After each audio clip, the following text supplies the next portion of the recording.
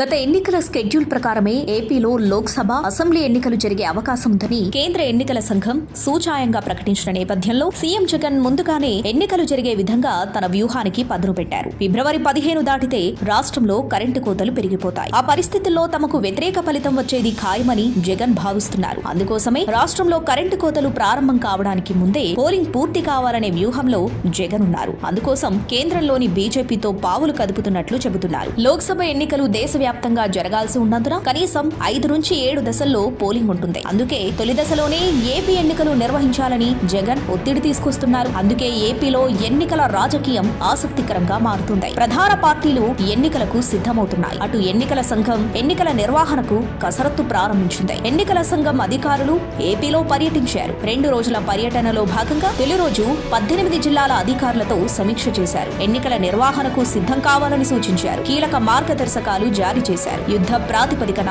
ఏర్పాట్లు చేయాలని ఆదేశించారు. ఎన్నికల నిర్వహణలో ఎలాంటి పొరపాట్లకు తావు లేకుండా ముందస్తు జాగ్రత్త చర్యలపై దృష్టి సారించాలన్నారు. జిల్లాల వారీగా కలెక్టర్లు, ఎస్పీలు పవర్ పాయింట్ ప్రజెంటేషన్ ద్వారా ఈసీఐ బృందానికి పరిస్థితులు వివరించారు. ఎన్నికల ప్రక్రియను సజావుగా విజయవంతంగా ఎలాంటి అవరోధాలు లేకుండా పూర్తి చేసేందుకు సమగ్ర పటిష్ట ఎన్నికల నిర్వహణ ప్రణాళిక అవసరమన్నారు. ఎన్నికల ప్రక్రియను అత్యంత పారదర్శకంగా జవాబుదారీతనంతో నిర్వహించేందుకు ఐటీ వేదికలు ఉపయోగించుకోవాలని సూచించారు. రాష్ట్రంలో ఓట్ల తొలగింపు, నకిలీ ఓట్లపై పెద్ద ఎత్తున ఆరోపణలు వస్తూ ఉండటం అధికారులను ఆరా తీశారు. క్షేత్రస్థాయి తనిఖీల ఆధారంగా ఓటుకు సంబంధించిన దరఖాస్తులు పరిష్కరించాలన్నారు. మద్యం, డబ్బు అక్రమ రవాణాలను అడ్డుకునేందుకు సరిహద్దు జిల్లాలు, రాష్ట్రాల మధ్య సమన్వయం, పోలీస్, ఎక్సైజ్, రెవెన్యూ తదితర శాఖల మధ్య సమన్వయం ఉండేలా కార్యాచరణ ఉండాలని స్పష్టం చేశారు. ఓటర్ టర్నౌట్ ఇంప్లిమెంటేషన్ ప్లాన్ల అమలుపై ప్రత్యేకంగా దృష్టి సారించాలన్నారు. రాష్ట్రంలో ఓట్ల తొలగింపు, నకిలీ ఓట్లపై పెద్ద ఎత్తున